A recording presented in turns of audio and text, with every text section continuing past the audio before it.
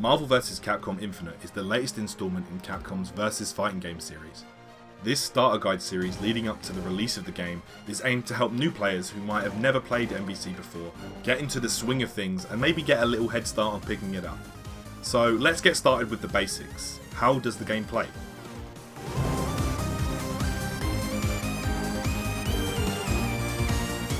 Like previous entries in the Versus series, Infinite is a fighting game that uses tag team combat as one of its core mechanics, in which the player selects a number of characters from both the Marvel and Capcom universes. The action is normally fast paced and continues until one player defeats all of the opponent's characters. Unlike Marvel 2 and 3, Infinite returns to a 2 vs 2 style instead of 3 vs 3. Also different from the previous games, this game offers no character assists, which has been a staple of the series for a long time. Returning from 1995's Marvel superheroes, the Infinity Stones offer a huge dynamic in how you choose to play Infinite. Chosen by the player before a match, the 6 stones each offer different abilities, both in the form of the Infinity Surge, which is available to the player at any point of the match at the press of a button, and the Infinity Storm, which on the other hand can only be activated when the infinity meter in the corner of the screen is at least 50%. Every stone serves a different purpose and everyone offers something completely unique. Combine that with the variety of characters and playstyles that you have, and as the title of the game suggests, you have a almost infinite amount of possibilities.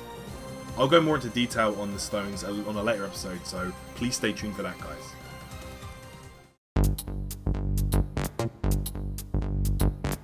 Okay, so you understand what the game is about, but how do you play? Like pretty much every Capcom fighting game, Infinite uses a 6-button layout. Infinite uses a configuration similar to that of MVC 2, as opposed to the previous Marvel 3. Depending on your system and controller of choice, here are the default layouts.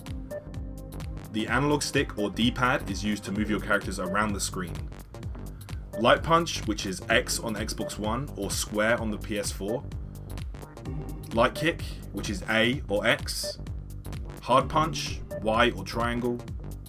Hard kick, B or circle. Active switch or tag, RB or R1. And Infinity Surge, which is LB or L1. How you perform special moves and combos will vary from character to character, but there are of course universal mechanics as well. If you press forward or backwards and hard punch while you're next to your opponent, you will initiate a throw. Every character's throw is different, and depending on who you're playing as, you may have different opportunities to pressure or combo post-throw. This also works airborne. Like most fighters, you can tech throws as well, so if the opponent has the same idea, it will just break the throw. In this game also, throws will remove any red life that you may have. I'll be going over that in a later episode, so don't worry too much about that for now. The hyper combo gauge at the bottom of the screen is shared between both your characters and has a maximum of 4 bars. Every character has a variety of hyper combos they can use to help them turn the tide of battle, and you pull these off by performing a directional input followed by 2 buttons.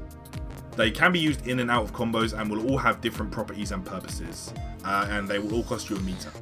Each character also has a level 3 hyper combo, which is a devastating move and will cost 3 bars, so you need to use that wisely.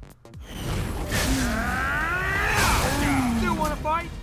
Aerial combos are a big part of the Versus series, and Infinite is no different. Launching your opponent to initiate an aerial combo was set to its own button in Marvel 3, but here in Infinite you can send your opponent up into the air universally with crouching hard punch.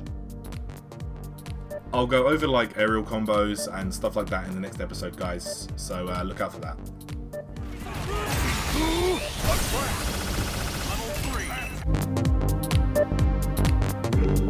Next time, I'll be talking in detail about the Infinity Stones and strategies, as well as going over the combo system and some of the more intricate and new aspects of the Marvel vs. Capcom Infinite engine.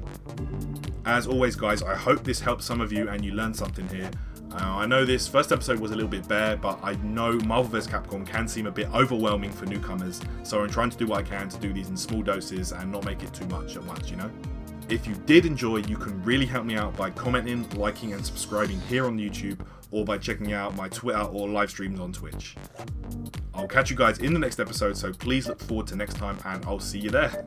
Alright, thanks guys. Hyper Combo KO!